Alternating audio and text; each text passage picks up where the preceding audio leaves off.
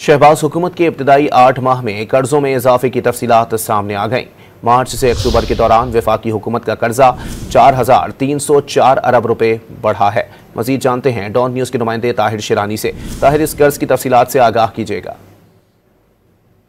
फरवरी के बाद जब शहबाज हुकूमत इक़्तिदार में आई तो उसके बाद से लेकर जो पहले 8 माह जो अक्टूबर 2024 तक बनते हैं, उस दौरान वफाकी हुकूमत के कर्जों में 4,304 अरब रुपए का इजाफा हुआ, जिसमें से जो मकामी कर्जा है वो 4,556 अरब रुपए में इजाफा रिकॉर्ड किया गया। ताहम इसी मुद्दत में मरकजी हुकूमत के जो गैर मुल्की कर्ज है उसमें 251 अरब रुपए की कमी हुई। और इसकी बड़ी वजह यह है कि क्योंकि जो डॉलर की कदर है रुपए के मुकाबले में वो इस्तेहकाम उसमें रहा है, इसकी वजह से जो गैर मुल्की कर्जा है उसमें कमी रिकॉर्ड की गई है।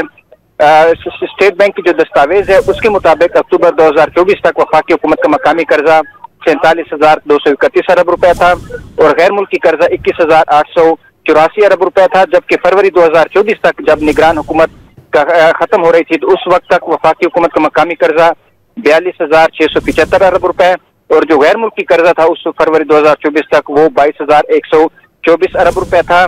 ताहम निगरान हुकूमत के मुकाबले में अगर मवाजना करें तो मौजूदा हुकूमत में कर्जों में तेजी से इजाफा हुआ, क्योंकि निगरान हुकूमत ने सितंबर 2023 से लेकर फरवरी 2024 के जो 6 माह थे उस दौरान कर्जों में मजमूई तौर पर 810 अरब रुपए का इजाफा किया था, जबकि मौजूदा हुकूमत ने उसके मुकाबले में 4,304 अरब रुपए का मजमूई तौर पर वफाकी हुकूमत के कर्ज में इजाफा किया है।